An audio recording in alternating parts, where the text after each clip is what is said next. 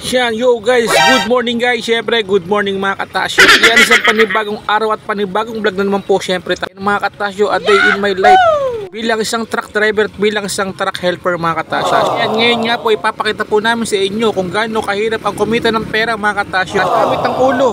Baraso, syempre mga katasyo, ang lakas ng resistensya. Yan, dito po kami ngayon sa amin dideliveran sa May Kawayan, Bulacan. Second floor po yan mga katasyo. Yan, yo guys, magandang tanghali po. Syempre, day in my life na isang truck driver ng mga katasyo at syempre isang truck helper mga katasyo. Ayan, nakataas pa yaking paa mga katasyo kasi ngalay na. At dito po muna tayo nag-aantay niyan sa may Phoenix, May Kawayan, Bulacan mga katasyo. Ayan, syempre pinagpahinga muna natin yung ating mga truck helper mga katasyo kasi mapapasabak sila ngayon sa isang deliveran na talaga namang mga katasyo ay mainit na way second floor pa mga katasyo. Ayan, dito po kami niyan nakaparada sa may Malhakan, May Kawayan, Bulacan mga katasyo.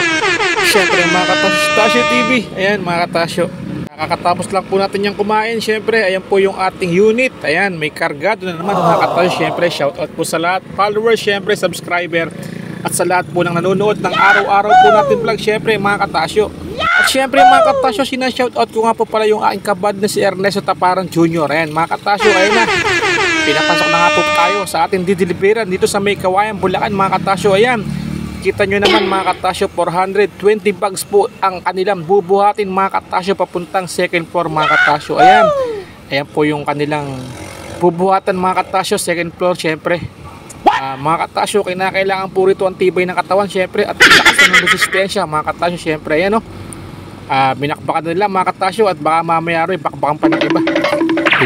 Binuwat na nila mga katasyo ang ating pangarga na syempre mga katasyo, sabi ko nga sa inyo 420 po yan. Ayan, na dyan po nila ibabagsak yan sa may second floor mga katasyo. Kaya kailangan dyan mga katasyo malakas ang katawan mo at wala kang nararamdaman o iniinda sa sakit ng katawan mga katasyo. Syempre dahil nga sa bigat ng iyong daladala na nakaatang sa iyong ulo mga katasyo, kinakailangan talaga ng pangatawan na malakas yan mga katasyo. Yan mga katasyo, syempre yung aming pangarga mga katasyo, solid na solid po yan mga katasyo, na syempre Thunderbird ng Junako, Bukawi, Bulacan mga katasyo. Okay naman Thunderbird, baka naman Yahoo. Yan syempre mga katasyo, tuloy-tuloy lang tayo syempre sa pagbibideo. Ayan, sa paggawa ng bawat vlog.